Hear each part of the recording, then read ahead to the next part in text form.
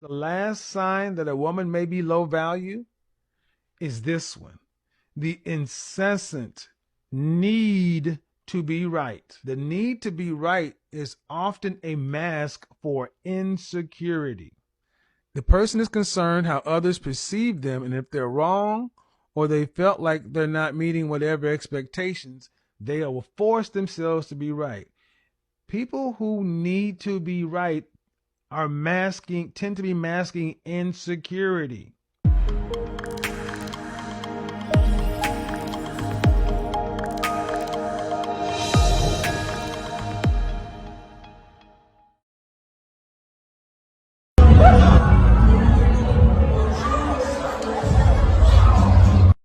So I'm not sure what she was expecting Busta Rhymes to do, but she got off light.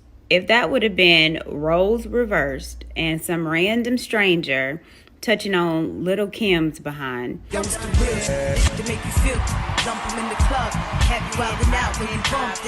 he would have got stumped in the ground and arrested for assault. You turn around and put your hands behind your back. I don't think so. Your mistake is thinking you got a goddamn choice, boy. Lady, keep your hands to yourself. That's just some good old-fashioned home training that your mama should have taught you a long time ago. Out here touching people's butts, that's their private part.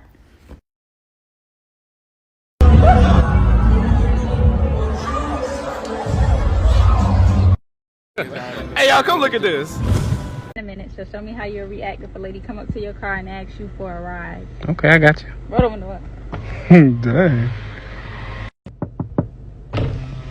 What's up, Shawty? Excuse me, sir, can I have a ride? Where you gotta go? Excuse me? Got him! Where you gotta go? Hurry up, I got things to do. Oh, you don't even ask where you gotta go. No? No. How you know she Try ain't... again. Try again. Alright. What? Excuse me, can I have a... Huh? You failed. You was supposed to not even roll the window down. I did. I was rolling up. Divorce. What? Get the French toast out of here.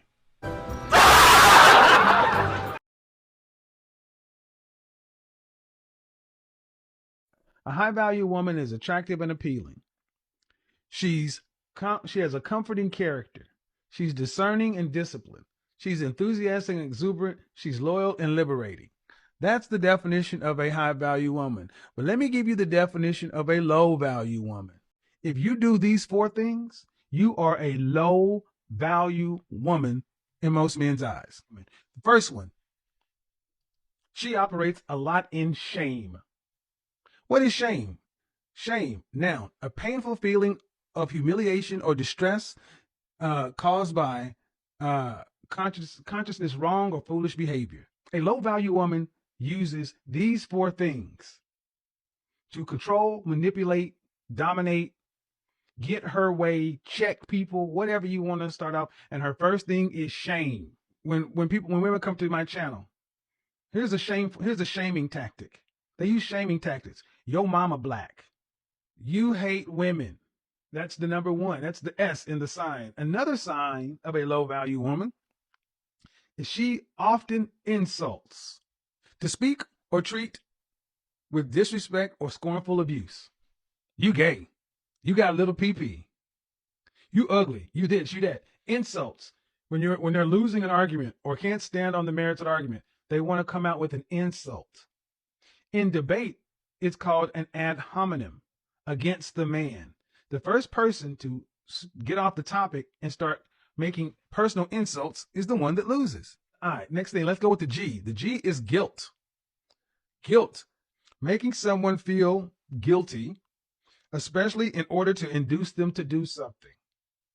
Guilt, a manipulation. Shame, insults, and guilt are ways to manipulate, control, exert power. And it's not done in a physical way, it's done in an emotional way. The last sign that a woman may be low value is this one: the incessant need to be right. The need to be right is often a mask for insecurity.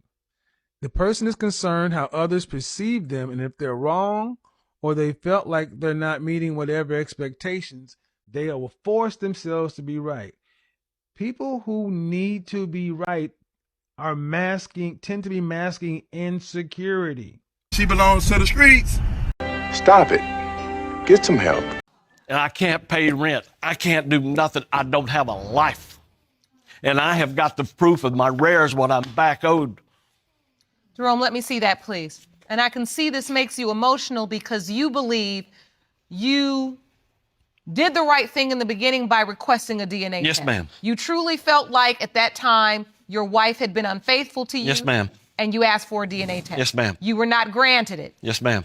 From that point on, you were responsible for child support Yes, each ma'am. and every month over the last 20-something years. Yes, and ma'am. you've now just presented to the court The rares I'm behind. that your payments are approximately $300 every single month. Whatever, And you are $146,918.51 in arrears. And I look over my shoulder every day in fear of going to prison.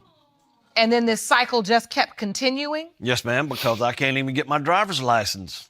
Tell you something. One thing I am not about to do is be shaking my and showing my all on these platforms because I might miss out on my potential husband and he might hold my past against me in the near future. Okay? Nah, I can't do that.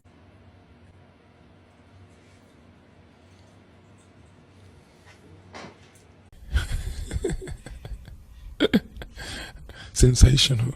Men see themselves in younger men. Women see themselves as younger women. Fair.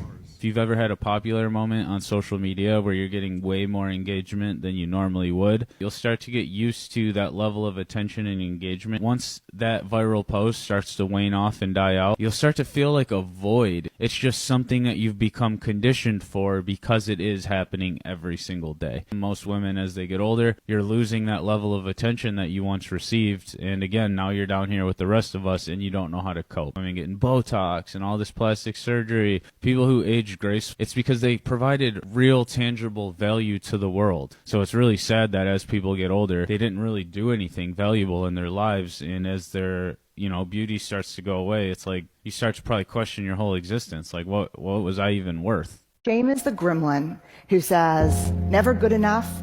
And if you can talk it out of that one, who do you think you are? The thing to understand about shame is it's not guilt. Shame is a focus on self. Guilt is a focus on behavior. Shame is I am bad. Guilt is I did something bad. Shame is highly, highly correlated with addiction, depression, violence, aggression, bullying, suicide, eating disorders. And here's what you even need to know more. Guilt inversely correlated with those things. Shame for women is this web of unattainable, conflicting, competing expectations about who we're supposed to be. For men, shame is not a bunch of competing, conflicting expectations. Shame is one. Do not be perceived as what? Weak. But the truth is, vulnerability is not weakness. I define vulnerability as emotional risk, exposure, uncertainty. It fuels our daily lives.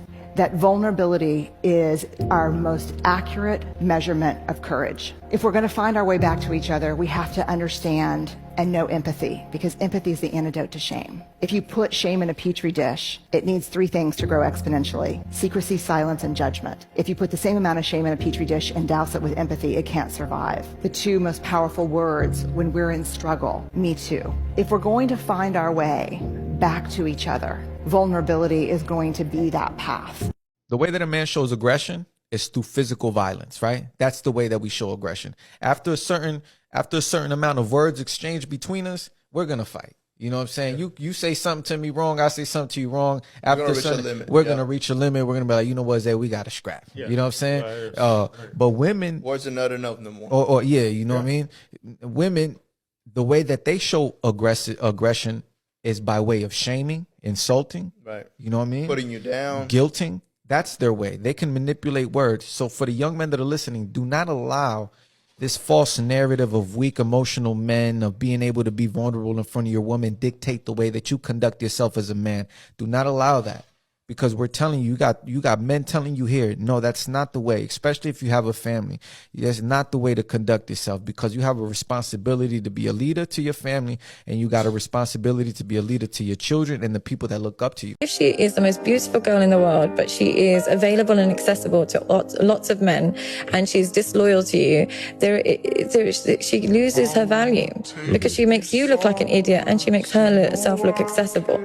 So without that loyalty factor, and loyalty doesn't just mean she's not sleeping with other men, loyalty also means she's not exposing herself to other men. Now, if other men can still see your girlfriend naked and less jealous of you, they're just less jealous of you. So why are they doing that then? Let's say, for example, that they're already in a relationship with a good guy. Why did they continue to do it? I would say if you're in a relationship with a good guy and being satisfied are two different things.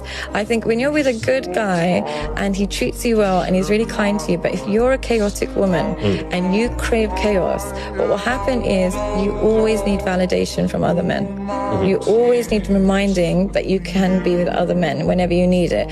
But if you're a... Let me say this, because it's really important. If I say something racist, and you say, hey, Brene, I need to let you know how that just landed, and you hold me accountable for it, and then I feel shame, that's not shaming me. That's holding me accountable. You're responsible for the accountability, but you're not responsible for my emotional reaction to it. But that's not shaming me. Shaming me is you're a piece of crap, you're a horrible person, that's shame. In the research, that guilt's a very socially adaptive emotion. It drives amends, apologies, behavior change, accountability. Shame drives double downing, rationalizing, blaming. All right, what's your name? Rachel O'Neill. On a scale of 1 to 10, what would you rate yourself?